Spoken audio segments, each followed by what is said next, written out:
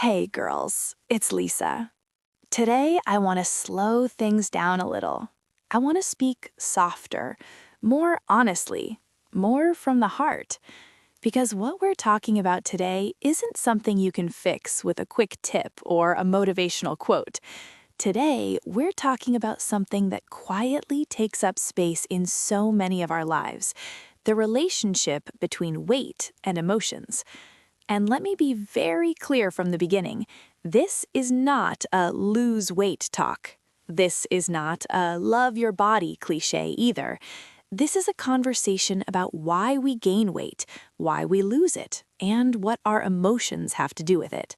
So let's take a step back. Is weight really just about food? What were we always told? Just eat less. It's about discipline. Control yourself. Work out and it'll be fine.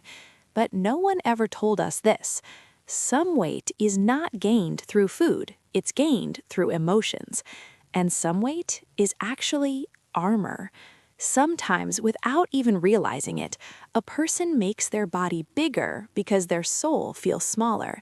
They don't feel safe. They're afraid of being seen, noticed, touched. And the body says, okay, then I'll protect you. What is emotional weight? Emotional weight isn't just eating when you're not hungry. That's the surface level. Emotional weight looks like this: suppressed anger, words you never said, tears you never cried, the exhaustion of never saying no, always having to be strong.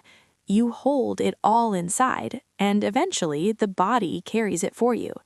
When some women gain weight, they blame themselves and ask, "What did I do wrong?" But the real question should be, what did I go through? Sometimes gaining weight is about wanting to disappear.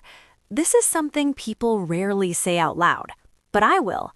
Some women gain weight because they don't want to be seen, because being visible, being noticed, being desired doesn't feel safe to them.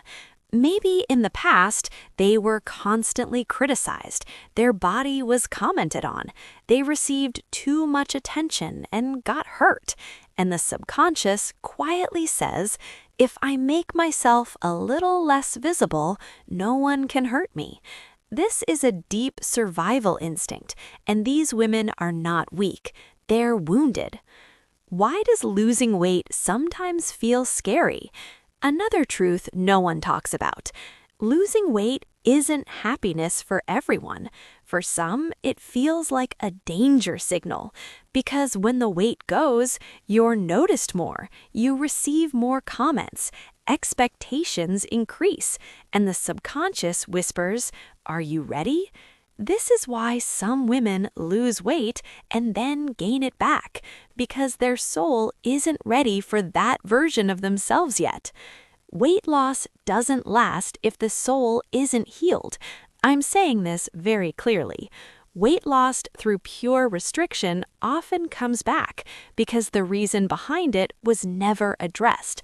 But when someone learns to set boundaries, expresses emotions instead of swallowing them, stops punishing themselves constantly, that's when the body relaxes. The body is incredibly intelligent. When the soul feels safe, the body no longer needs to hold on. What do you really see when you look in the mirror? This question matters. When you look at yourself, do you see a body or years of emotional exhaustion? Because sometimes what we see in the mirror isn't weight, it's the weight of life itself. And that weight comes from roles placed on you, the belief that you must keep everyone happy, always putting yourself last. Stop fighting yourself. One thing is very clear: you cannot heal by being at war with yourself. Every time you say, "I'm disgusting," every time you shame yourself, your body closes in even more. But the moment someone stops and says, "I am not my own enemy," something shifts. Weight is a result, not a cause, and every weight story is deeply personal. No one knows what you've lived through in your body. So please, speak to yourself more gently. Listen to your body. Ask your soul what it truly needs. Maybe the answer isn't another diet. Maybe it's rest. Maybe it's crying. Maybe it's finally saying no. And remember this, your body is not against you.